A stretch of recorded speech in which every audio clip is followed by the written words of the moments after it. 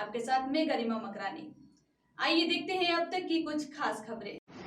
इंदौर नगर निगम द्वारा बरसात के पहले शहर के पुराने और जर्जर भवनों को गिराने की कार्रवाई की जा रही है।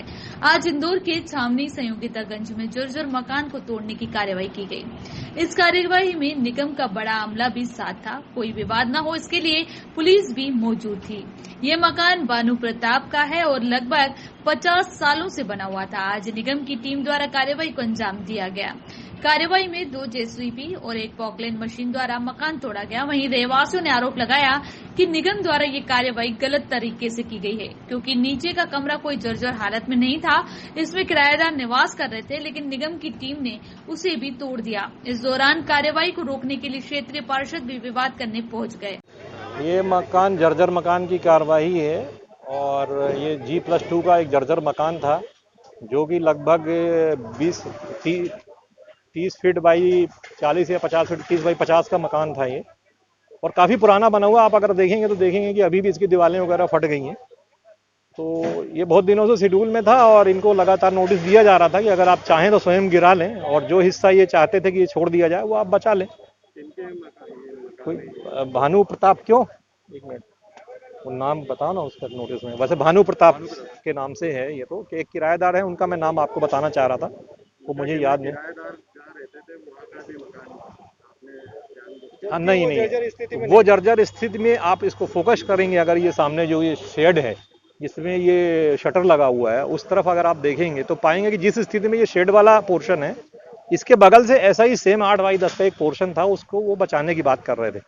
हमने कहा था अगर गिरने के बाद ऐसा कोशिश करेंगे कि अगर बच जाएगा, लेकिन चूंकि पूरी जर्जर मकान था, उन्होंने जैसे ही ऊपर को टच किया तो पूरा मकान भरभरा के गिर गया। तो उसकी चद्दर गिर गई थी और दीवारें नीचे से क्रैक हो गई थी। क्योंकि इनने पहले से ही कह रखा था कि हम उसका उपयोग कर सकते हैं, तो हमें यह था कि अगर दीवारें क्रैक हो चुकी हैं तो उसको गिराना ही उचित है, उसको छोड़ना मौके पर उचित नहीं है। क्योंकि किसी रिपेयरिंग के दौरान अगर उसका कुछ टुकड़ा किसी के ऊपर गिर जाए, कुछ अनहोनी हो जाएगी, तो उसकी जवाबदारी कौन लेगा? मौके पे मैं खड़ा हूं तो मेरी जवाबदारी है।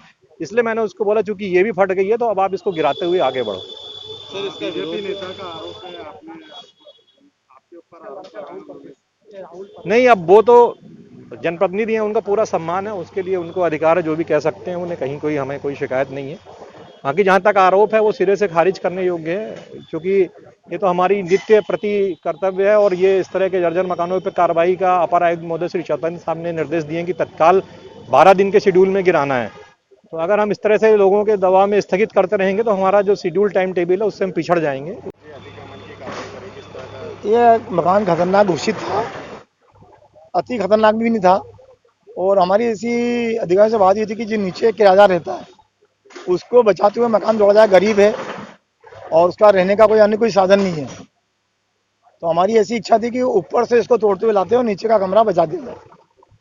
और मकान तोड़ने के बाद उसको बनाना वो कोई नियमानुसार नहीं हो सकता है। इसलिए हम ये चाह रहे थे कि उसको ऊपर से तोड़ते हुए जाए और नीचे जिस कमरे में गरीब परिवार रहता है उसको रहने दिया जाए। नहीं, आरोप नहीं लगाया मैंने ऐसा। उसमें मेरा जब मकान नीचे से टूटता है तो शंका को जन्म देता है। ऊपर से टूटते हुए आए और कमरा बचा दें अपन, तो शंका को जन्म नहीं देता। नहीं, आपने आरोप लगाया? नहीं, मैंने नहीं लगाया, मैंने नहीं लगाया। मजदूर भी दब गए थे और कोई पिलर भी? नहीं, वो कोई मेरी नहीं है। किसका मकान है ये? नहीं, ये को नहीं मालूम किसका मकान है, ये मेरे को नहीं जानकारी है। ये मकान किसका है? ये मेरे को जानकारी नहीं। कितने साल पुराना मकान है ये? ये मकान मेरे ख्याल से 50 साल से पुराना होना चाहिए।